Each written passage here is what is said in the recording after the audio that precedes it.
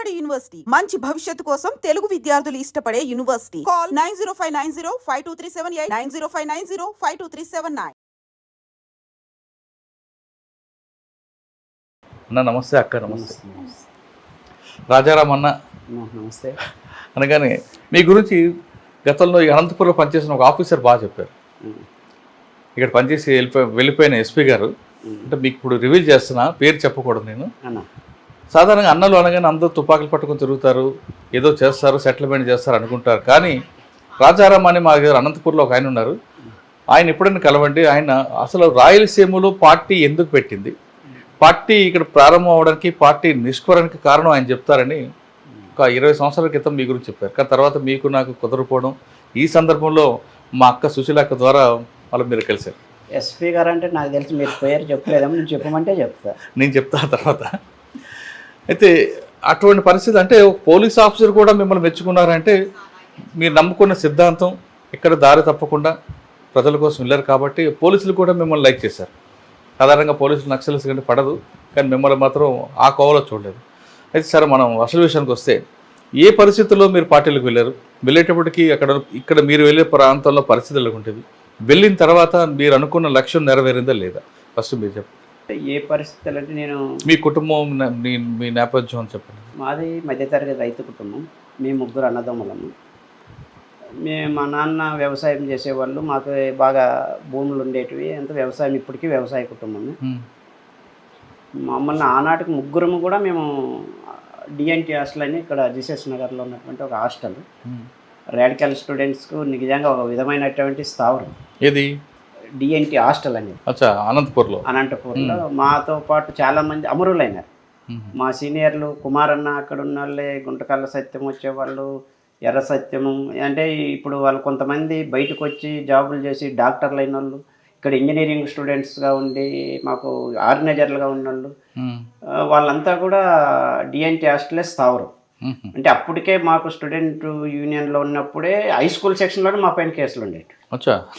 వార్డన్లని అంటే కొట్టడం అనేది అక్కడ స్టూడెంట్స్ ఆర్గనైజేషన్ల మధ్య కూడా విభేదాలు వచ్చేవి. అప్పుడు కూడా మేము బాగా యాక్టివ్గా మిలిటెంట్గా ఉండేవాళ్ళం. అంటే మాకు వచ్చినటువంటి అనంతపురం జిల్లాలో అనేక విద్యార్థి సంఘాలు ఉన్నప్పటికీ మాకు రాడికల్ విద్యార్థి సంఘమే ఎందుకు మాకు ఆకర్షితులైనంటే, మిగతా స్టూడెంట్స్ యూనియన్స్ మా సమస్యల కోసం తాత్కాలికంగా వచ్చిపోయేవాళ్ళు కాదు. మాకు ఎందుకో మా కుటుంబాలకు జరుగుతున్నటువంటిది, వ్యవసాయానికి జరుగుతున్నటువంటి దోపిడీల గురించి మాకు పెద్దగా మార్క్స్, పెట్టుబడి ఇట్లాంటివి ఏం తెలియని వయసులోనే దోపిడీ అంటే ఇట్లుంటుందా, మా బతుకులు ఇలా ఉండడానికి కారణం ఇదా అనేటువంటిది విడమర్చి చెప్పేవాళ్ళు. ఆర్గనైజేషన్స్ ఓహో మనం బతికితే ఇందుకోసం బతకాలరంట. ఎందుకంటే చిన్నవే చెప్పేవాళ్ళు, దేవుడు ఉండాడా లేడంటే దేవుడు లేకపోతే ఎట్లా అని మేము వాదించేవాళ్ళము. అరే మీ తెలుగు మాస్టర్ ఏం చెప్తారు అనేవాళ్ళు మమ్మల్ని. సూర్యుడు అంటే అది రఘువంశము, సూర్యుడు 7 గుర్రాలు వస్తాయి రఘువంశం అని చెప్పేవాళ్ళు. మరి సైన్స్ మాస్టర్ ఏం చెప్పేవారు అనేవాళ్ళు. సైన్స్ మాస్టర్ అదంతా గోళం. అమ్మడి 2 మాస్టర్ల మధ్య ఇంత తగాదా ఉంది కదరా, ఇంక నీకు హిస్టరీ ఏం తెలుస్తుంది, చరిత్ర ఏం తెలుస్తుంది, మమ్మల్ని క్వశ్చన్ చేసేవాళ్ళు. అరే వాస్తవమే కదా, మరి ఏంది చదువుల్లోనే ఇన్ని తేడాలు ఉన్నాయి, సూర్యుడు దేవుడు నొగుడు అంటాడు కాదు, అది గోళం అంటారు అని ఇట్లా చెప్పేవాళ్ళు. మీకు హాస్టల్లో వచ్చేటువంటి సోపు డబ్బులతో నుంచి మీకు అందాల్సినటువంటివి ఇవన్నీ ఎక్కడి నుంచి వచ్చినాయి అనేటువంటిది మాకు అక్కడి నుంచే ఎడ్యుకేషన్ వచ్చేసింది. అంటే మా సరైన టైంలో పాఠ్య పుస్తకాలు కానీ ఇట్లా ఆర్గనైజేషన్తో మాకు రిలేషన్ ఏర్పడింది. అంటే మాకు స్కూల్లో కూడా మమ్మల్ని గవర్నమెంట్ జూనియర్ కాలేజ్లో నేను 6th నుంచి ఇంటర్మీడియట్ వరకు అక్కడే చదివా. అంటే 6th క్లాస్లో కూడా రే డిపార్ట్మెంట్ వాళ్ళంతా పక్కన కూర్చోండి అనేవాళ్ళు. డిపార్ట్మెంట్ అంటే మాకు అప్పుడు అర్థమయ్యేది కదా, పిల్లలు ఏమి అంటే మాకు గెజ్జలు వేసి ఉంటుంది అని హాస్టల్లో, గెజ్జలు వేసి ఉంటుంది మీరు అంతా అని ఇట్లా ఒక టీచర్లే మమ్మల్ని హాస్టల్ విద్యార్థులను పక్కన కూర్చోబెట్టారు. మాకు నిజంగానే అప్పుడు కాకి నిక్కరు, దానికి ఒక వైట్ షర్ట్, వీళ్ళంతా హాస్టల్ విద్యార్థులు అనేటువంటిది ఒక యూనిఫామ్ వల్ల సపరేట్గా చూసేవాళ్ళు. ఆ గెజ్జి గోల్ PPI4 అని అవి ఏంటంటే గవర్నమెంట్ హాస్పిటల్ వేయించుకొని, అంటే డిపార్ట్మెంటు హాస్టల్ విద్యార్థులు అనేటువంటి వాళ్ళని ఒక ర్యాలీలకు బంధువులకు తప్ప విద్యార్థి సంఘాలలో వచ్చి మాతో కాలం గడిపిండేటివి అంటే లేదు. అంటే చిన్నతనంలో మీకు బీజం పడింది. అంటే ఆర్గనైజేషన్స్ అనేటువంటి వాళ్ళు నాకు తెలిసినంత వరకు రాడికల్స్లో పడినటువంటి ఆర్గనైజర్ కుటుంబంతో తెంచుకొని వచ్చేవాడు. కుటుంబంతో సంబంధం లేకోకుండా ప్రజల కోసము నిరంతరము మేము పెట్టింది తిని మాకు ఎడ్యుకేషన్ చేసేవాళ్ళు. అది మాకు బాగా నచ్చేసింది, ఆకర్షించడం. ఎందుకంటే వాళ్ళు నిజంగా వాళ్ళ పేర్లు కాదు, మేము అడుక్కున్నాము నీ పేరు ఏం పేరు, నా పేరు యాకూబ్ అనేవాడు. వాళ్ళు యాకూబ్ ఎట్లా ఏది ఇది అంటే వాళ్ళ సొంత పేరు కాదు, ఏదో ఇంతకుముందు అమరుడు పేరు. ఇట్లా వాళ్ళ పేర్లు కానీ వాళ్ళ కుటుంబం కానీ బ్యాక్గ్రౌండ్ ఏది చెప్పుకోకుండా మన కోసం పనిచేసే వాళ్ళు ఇట్లుండారా అనేవాళ్ళు. అప్పుడు మాకు ఆ బీజాలు రాడికల్స్ పట్ల బాగా ఆకర్షితులైన. అయితే పూర్తి కాలం వల్ల అట్లా ఇట్లా అనేటువంటిది ఆలోచన లేదు, కానీ రాడికల్స్ కోసం ఏమన్నా చేసేవాళ్ళు.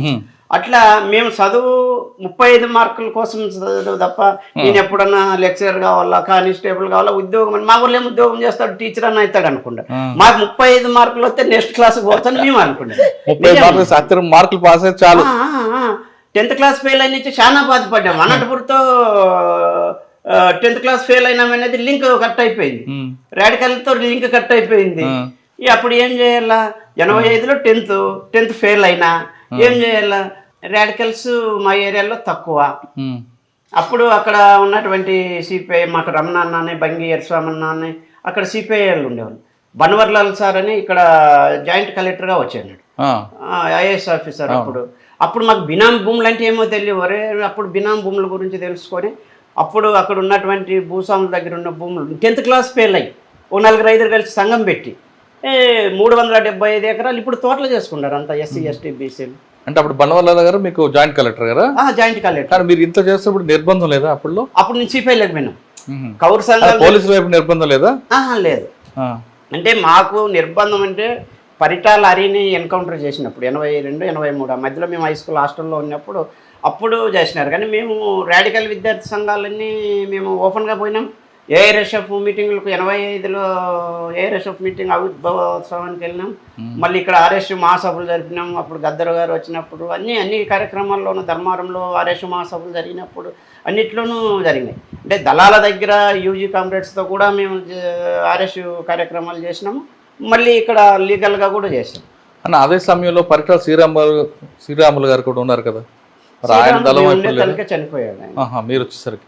కానీ పరిటాల హరి మాత్రం ఉన్నారు. హరి వచ్చేవాడు, హాస్టల్కి వచ్చేవాడు. రాడికల్ విద్యార్థి సంఘం అంటే ఇక్కడ సాయినగర్లో కాలేజ్ హాస్టల్ అని ఉన్నింది. అక్కడికి ఉన్నటువంటి వాళ్ళు యూజువల్లో. ఎందుకని హరిని చంపారు? ఎవరు చంపారు? ఎలా చంపారు? చరిత్ర ఒకసారి చెప్పండి. అంటే కరెక్ట్ నాకు తెలియదు, కానీ భూమి సమస్యలో పేదల వైపు నిలబడ్డాడు హరి.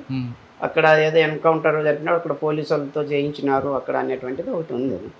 పూర్తి వివరాలు చిన్న వయసు కదా, మరి కూడా అంత పెద్దగా దాని గురించి ఏం తెలియదు. అంటే మీకు 6వ క్లాస్ నుంచే మీకు మైండ్లో బీజం పడింది, అది 10వ క్లాస్ వరకు కొనసాగింది.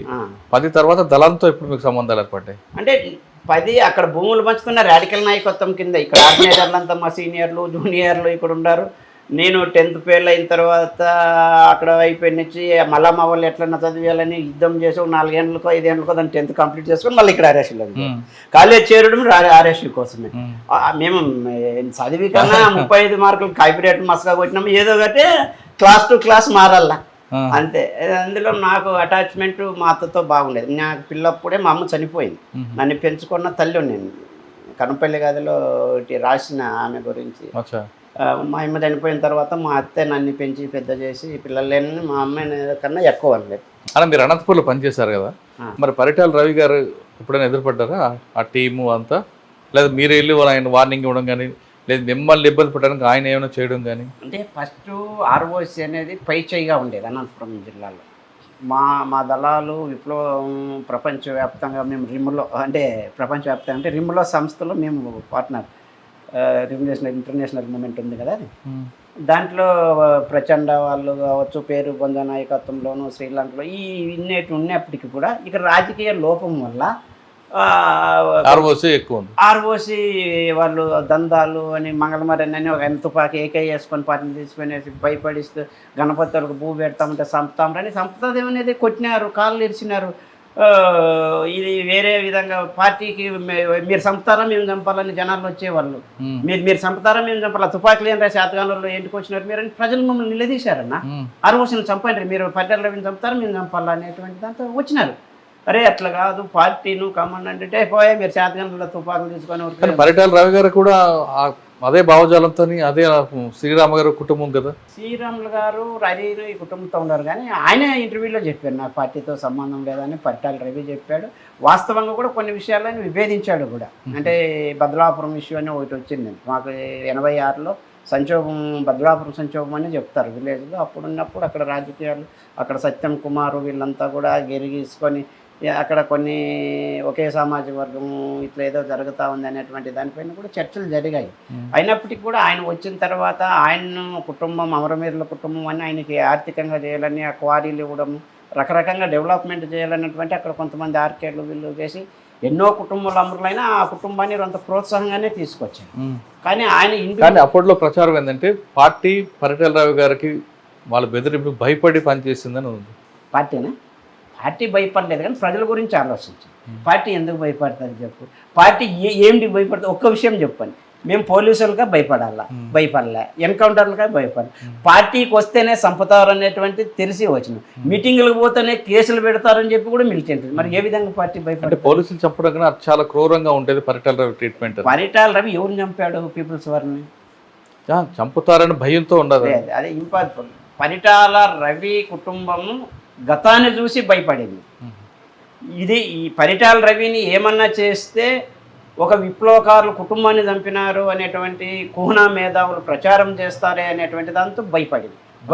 భయం తప్ప, అంటే సిద్ధాంతపరంగా అజా ఈ కుటుంబంలో ఇద్దరు నష్టపోయినారు ఇది అనేటువంటిది ఇప్పుడు ప్రజలు ఇప్పుడు ఎవరన్నా కానీ ఇప్పుడు రాజకీయ, నేను కూడా వైఎస్ఆర్సీపీలో జోనల్ ఇన్ఛార్జిగా ఉన్నా రైతు విభాగంలో, అట్లని చెప్పేసి దోపిడీ చేసుకుంటూ పోం కదా.